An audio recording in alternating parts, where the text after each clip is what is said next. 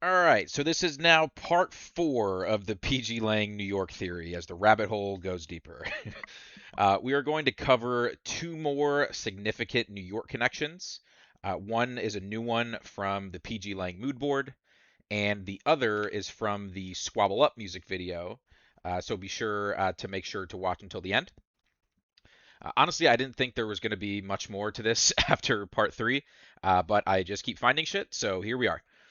I've mentioned it in the last couple of videos, but I would suggest watching parts 1 through 3 if you haven't yet, just so you have all the context. They are linked in the description, and I do have a playlist on my channel. But in short, the theory is that pgLang is going to debut a new artist who is from New York with a traditional New York hip hop sound, and a lot of the clues are from the pgLang mood board they posted in October of 2023. In part two, we made the possible connection to an artist named Henry Martin from Brooklyn. And in part three, we dug into this photo on the board of an old man in a Yankees hat who turned out to be Casey Stengel, a former manager of the New York Yankees, and is the only person in MLB history to have played for and or managed all four of the New York baseball franchises: the New York Yankees, the New York Mets, the New York Giants, and the Brooklyn Dodgers. So after posting part three, I was looking at the board again, and with this seemingly strong connection with New York baseball in mind, this photo almost directly under Stengel takes on an entirely new meaning. If this photo doesn't look familiar to you, this is a scene from the movie The Sandlot, which is a baseball movie that came out in 1993. And as a white dude that grew up in the late 90s and early 2000s and played baseball as a kid, this movie is an absolute classic to me. So, if you've never seen The Sandlot, it's about a group of kids in the LA suburbs playing baseball in their neighborhood. And the entire conflict of the movie is around the group losing their last baseball. So, the main character, Smalls, borrows a ball from his stepfather's trophy room, and that ball was signed by one of the greatest baseball players in history who famously played for the New York Yankees, Babe Ruth. One of the most iconic lines in the movie, which still gets said today, was by Babe Ruth's character when he said, "There's heroes and there's legends. Heroes get remembered, but legends never die." Later on in the movie, one of the characters, Mr. Myrtle, who was played by James Earl Jones, is discovered to have been a former baseball player himself and reveals that he was on the famous 1927 New York Yankees team, famously nicknamed Murderers Row, that had Babe Ruth, Lou Gehrig, and other Hall of Fame Yankees players. Now, there's a few more very interesting connections to New York baseball throughout the Sandlot movie. One is a scene where the kids go to a carnival and try chewing tobacco before going on one of the rides. But what's notable about this scene is that the background music playing during the entire scene is Tequila by the Champs.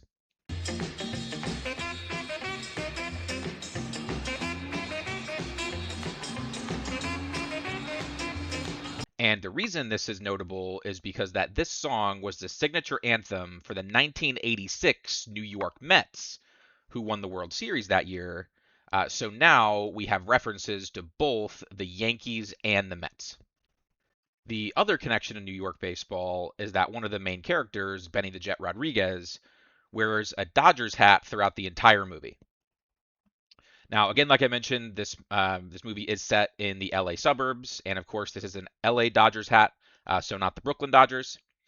But I think it still is an interesting reference showing three of the New York baseball franchises and shows the parallel of the entire movie between LA and New York. I tried to find any references to the New York Giants, but there weren't any on screen. So the Yankees, Mets, and Dodgers were the only three teams referenced. Lastly, one of the other characters, Timmy Timmons, wears a Yankees hat for the entire movie. Now, calling back to one of the biggest pieces we referenced earlier and covered in detail in part two, is the connection to Casey Stengel. Remember that Stengel was the Yankees manager in the 1940s and 50s, but he was also a player for the Brooklyn Dodgers from 1912 to 1917, and he also played for the New York Giants from 1921 to 1923. Now, during that time, the Yankees were the Giants' biggest rival at the time, and the Giants and Yankees actually played against each other in 3 consecutive World Series, all 3 of which happened to be from 1921 to 1923. So all 3 of the seasons that Stengel played for the Giants, he played against the Yankees in the World Series. Now, the Giants won 2 out of 3 of their matchups, and the Yankees were led by, you guessed it, Babe Ruth. So Stengel and Babe Ruth actually played against each other for multiple years in a crosstown rivalry. And one other interesting note is that while Stengel wasn't a great player himself, he hit 2 game-winning home runs in the 1923 World Series against Babe Ruth's Yankees. And his home run in Game 1 was the first ever World Series home run hit inside Yankee Stadium. In short, I don't think it's a coincidence that the photo of Stengel and the photo of the Sandlot cast are on the board and close to each other. Now, I don't have an exact idea on what they can mean together specifically, but I think they may represent 2 opposing forces that competed against each other at the highest level to then ultimately join the same side and both build their own legacies respectively. So in Stengel and Ruth's case, they were fierce rivals as players for the Yankees and Giants. And while Ruth built his legacy as a legendary player for the Yankees, Stengel ultimately also built his legacy with the Yankees 30 years later as the only manager in baseball history to win 5 straight World Series championships. In pgLang and Kendrick's case, Kendrick may view the East Coast and West Coast as opposing forces in hip hop, obviously with Pac and Biggie's beef and the general animosity between the 2 coasts over the years. But he may view pgLang as the bridge to ultimately bring the 2 coasts together. And what better way of doing that than helping create the next big New York superstar as a part of pgLang? And a piece that supports this is the fact that both Pac and Biggie are on the pgLang mood board. Okay, so that is the Sandlot and Stengel and all the baseball connections. But now for the next connection, we are going to move outside of the mood board and take a look at the Squabble Up music video. This obviously dropped when GNX came out and was released on November 25th, 2024. So 3 days after GNX dropped. I assume if you've watched this far into this video and the series, you're probably into these type of rabbit hole conspiracies. So I'd imagine you've probably seen breakdown videos of the Squabble Up music video already. But there are a ton of Easter eggs and cryptic clues in it. And honestly, I haven't watched all the breakdowns myself, but I went to the video to see if I could find any specific references to New York, and there were a few very interesting things I found. One thing that had been mentioned in other breakdown videos was this scrambled letterboard as a reference to Soul Train, and that it spells out omnia est aliquid. Not sure if I said that right, which is Latin for everything means something. So if nothing else, that makes me feel like I'm not completely insane for putting all these pieces together. But anyway. But so again, I was looking in the video for references to New York and possible new artists, and on the board there are both. So the first one that is probably pretty obvious at this point, but it's still crazy that this was in front of us in 2024, is IMANI for Imani. Again, we know she was referenced on the mood board back in 2023, but here she is again being foreshadowed in 2024. Another one is referencing the board and our theory again, which is SANTANA for Santana. Again, this could be referencing Tana Leone, but there is a possibility it is referencing the Henry Martin part of the theory, or again, even if it's not Henry specifically, it can be referencing some unknown artist from New York that they're referencing as Santana. Now, when we think back to the New York connections, we literally have one right in front of us where it says NEWYORK for New York. And we also have QUEENS for Queens. Now, where it gets even crazier is while we're still thinking about New York, specifically about New York baseball, well, first we have METS for the Mets and YANKEES for the Yankees. With all this in mind and calling back to Stengel, who represented all 4 New York baseball franchises, we now have references to 2 of them with the Yankees and the Mets in the video.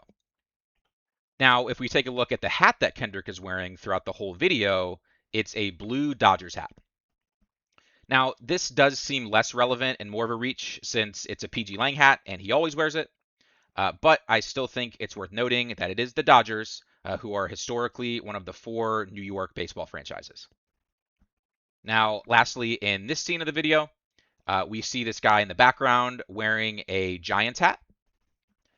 I know this part of the video is a nod to the Bay Area and hyphy culture, and it is the logo after the Giants moved to San Francisco. But again, I do think it's worth noting that when we're thinking about all 4 of the New York baseball teams that Stengel was associated with, that all 4 are referenced in this video in some way. Now, moving on to the lyrics. I wasn't the one who found this. I believe I saw it on Twitter. I can't remember exactly who tweeted it initially, so I'm sorry I can't credit. But if I do find it, I'll either show it on screen or link in the description. But in the second verse of Squabble Up, Kendrick says, "What the fuck? I got hits, I got bucks, I got new paper cuts." Which Paper Cut is the name of Imani Imani's debut album. So he's shown that he will hint at new artists and lyrics. Now, with that in mind, and thinking about New York again, well, in the intro, he says, IP, ownership, the blueprint is by me. And Blueprint is a pretty obvious reference to Jay-Z and his Blueprint albums. And I think it's also worth noting that he mentions IP, which stands for intellectual property, and ownership, which is a pretty direct reference to pgLang and his ownership of his music and the label. Another New York reference in the lyrics is in the first line of the first verse, A yeet nigga couldn't try me in a tri-state. which is a clear reference to the tri-state area of New York City that covers New York, New Jersey, and Connecticut. And lastly, at the end of the third verse, he says, H-bone coon from the west side to Senegal. It's a full moon, let the wolves out, I've been a dog. Now, a spoon is a term that means closest friend and was first originated from New York City in 1965. And there is also a neighborhood in New York City, specifically in Harlem, known as Little Senegal, which is one of the main areas for Harlem's West African immigrants. And finally, Let the Wolves Out, I've Been a Dog, I think could be a reference to DMX, rest in peace, who is obviously from New York. And specifically, one of his biggest hits, Where the Hood At, one of the lines in the hook says, and then in the first verse, he says, either way, super dope reference to DMX. There's multiple New York references. And something else worth noting is that this is the last line in the third verse. And with the tri-state line being the first line of the first verse, literally the entire track is bookended by New York references. So this one definitely feels longer than any of the other videos in this theory, but I think that's it for now. There obviously are a lot more questions and answers at this point, but it's pretty clear that whether intentionally or not, Kendrick and pgLang have pretty deep connections to New York and make multiple references. But drop a comment and let me know what you think. Are these intentional? Do you think the baseball connections mean anything? Are they telling us their plans to sign new artists from New York? Drop a comment and let me know. Thanks for watching.